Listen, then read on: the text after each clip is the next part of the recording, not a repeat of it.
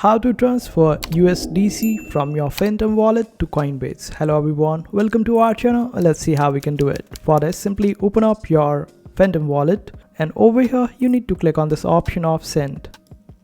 Now type USDC and select USDC over here.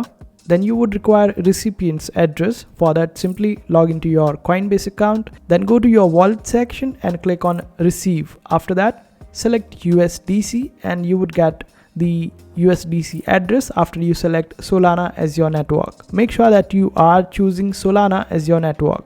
After that, paste the address over here, type the amount that you want to withdraw, click on next, and after that click on send. And this is how you would be able to send USDC from your Phantom wallet to your Coinbase account. And this is how you do it. I hope this video was helpful. Make sure to hit that like button and also subscribe to our channel for more helpful videos.